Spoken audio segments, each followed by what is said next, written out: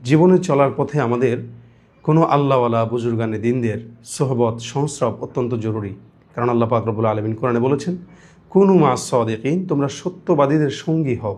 কিন্তু এই কথাটিকেই আমরা গুরুত্ব বোঝানোর জন্য অনেক সময় একটি শব্দ ব্যবহার করি, যে রাসূল সাল্লাল্লাহু আলাইহি সাল্লামের নামে যা রাসূল করিম সাল্লাল্লাহু আলাইহি সাল্লামের নামে চালিয়ে দেওয়া হয়।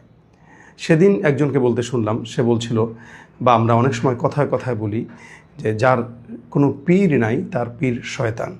এই বিষয়ে নিজামুদ্দিন আউলিয়া রহমতুল্লাহ আলাইহির কাছে একজন আল্লাহওয়ালা মানুষ গেলেন, বা একজন মাওলানা গেলেন, যে জিজ্ঞাসা করলেন, হুজুর এই কথাটি আসলে কার?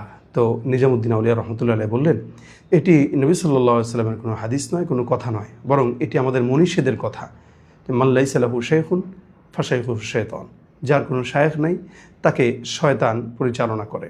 কিন্তু এটি রাসূল করিম সাল্লাল্লাহু আলাইহি সাল্লামের কোনো কওল নয়। তাই আসুন আমরা আমাদের জীবনে চলার পথে অবশ্যই আল্লাহওয়ালাদেরকে আমাদের রাহবার হিসেবে মানব এবং তাদের সোহবতে থাকার চেষ্টা করব।